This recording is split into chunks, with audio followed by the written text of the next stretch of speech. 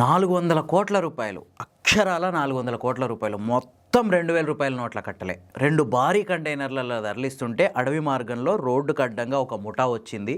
ఆపేసిర్రు, డ్రైవర్లని కంటైనర్లని kidnap చేసి తీసుకెళ్ళిపోయారు. క్షణాల్లో 400 కోట్ల రూపాయలు మాయం. ఇదేదో సినిమా కథలకు కనిపిస్తుందా? కానీ అస్సలు కాదు.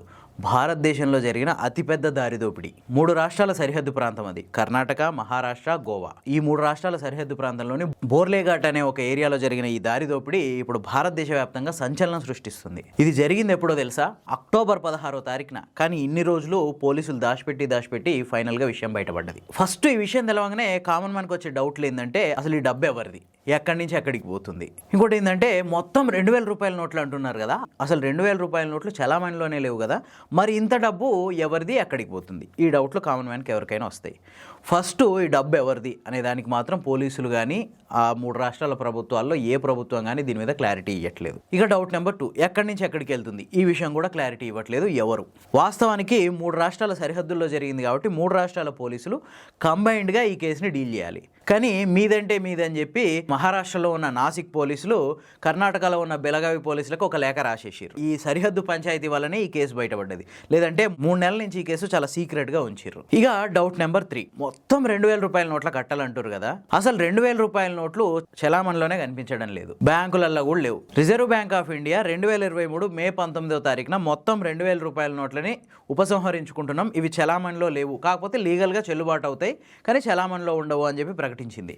మొత్తం 2000 రూపాయల నోట్లని 3.86 లక్షల కోట్లు ముద్రిస్తే 98% రిటర్న్ తీసుకున్నాం. మార్కెట్లో ఓన్లీ 6500 కోట్ల రూపాయల లోపు మాత్రమే ఈ నోట్లు ఉన్నాయి అని చెప్పింది. మరి 6500 కోట్ల రూపాయలే మార్కెట్లో ఉంటే మరి అంత పకడ్బందీగా ఇన్ని నోట్లను దాపెట్టుకున్న ఆ వ్యక్తి ఎవరు? వ్యక్తులా లేకుంటే ఒక సమూహమా? ఎవరు ఈ డబ్బుల్ని దాచిపెట్టుకుంది? ఇది బ్లాక్ మనీనా, ఎవరైనా పొలిటికల్ వ్యక్తుల అక్రమాస్తా, లేదంటే ధార్మిక సంస్థల పేరుతో చలామణి అవుతున్న అక్రమ డబ్బా, లేదంటే పెద్ద పెద్ద వ్యాపారులదా, రియల్ ఎస్టేట్ లేదంటే ఇంకేదైనా పెద్ద వ్యాపారులదా?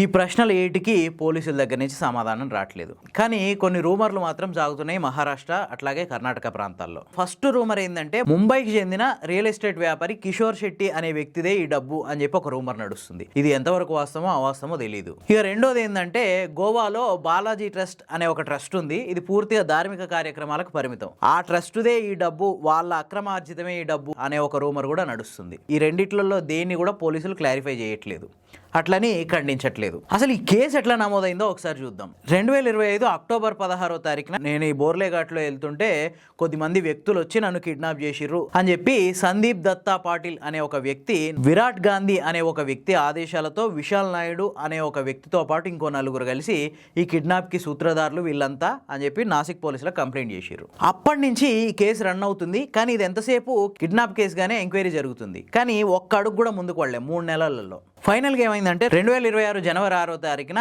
ఆ నాసిక్ ఎస్పీ ఎవరైతున్నారో, ఇది మా సరిహద్దు కాదు, ఇది 3 రాష్ట్రాల సరిహద్దు ప్రాంతం, సో మీ సహాయం కూడా కావాలి అని చెప్పి ఈ కర్ణాటకలోని బెలగావి జిల్లా ఎస్పీకి ఒక లేఖ రాసిండు. ఈ లేఖ వల్లనే మొత్తం ఇష్యూ అంతా బయటపడింది. ఇది కేవలం కిడ్నాప్ కేసు కాదు, మొత్తం 400 కోట్ల రూపాయల వ్యవహారం. అందుకే 3 రాష్ట్రాల పోలీసులు సంయుక్తంగా ఎంక్వైరీ చేయాల్సిన అవసరం ఉంది అన్న విషయం అప్పుడే బయటపడ్డది. అంటే దోపిడీ జరిగిన 3 నెలల తర్వాత పోలీసులు ఈ విషయాన్ని బయటపెట్టారు.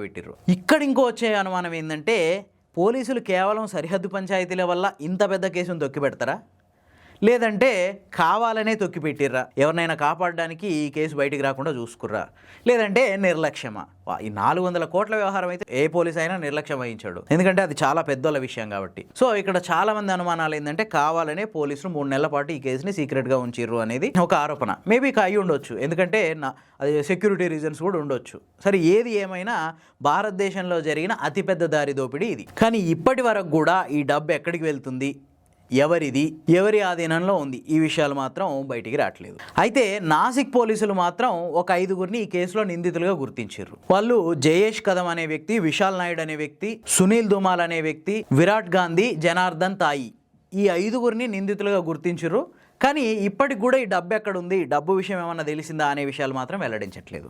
అసలు వీళ్ళు ఎక్కడోళ్ళు, వీళ్ళది ఏ ప్రాంతం, ఎందుకు ఆ సందీప్ దత్ పాటిల్ అనే వ్యక్తిని కిడ్నాప్ చేసిర్రు, మరి ఆ డబ్బు ఏమైపోయింది, ఈ విషయాలు మాత్రం ఇప్పటివరకు బయటికి రావట్లేదు. అంతేకాదు ఈ 5గురిలో విరాట్ గాంధీ అనే వ్యక్తిని అరెస్ట్ కూడా చేసిర్రు అనే సమాచారం కొద్దిమంది చెప్తున్నారు. దీని మీద కర్ణాటక హోంమంత్రి పరమేశ్వర కూడా స్పందించిండు. ఈయన చెప్పేది ఏంటంటే 400 కోట్ల దారి దోపిడీకి సంబంధించి కేసు ఒకటి మా దగ్గరికి వచ్చింది, అంటే కర్ణాటక పోలీసుల దగ్గరికి వచ్చింది. ఇది 3 రాష్ట్రాల బార్డర్లో జరిగింది కాబట్టి 3 రాష్ట్రాల పోలీసులు సంయుక్తంగా ఎంక్వైరీ చేయాల్సిన అవసరం ఉంది, అందుకే మేము కూడా సహకరిస్తాం.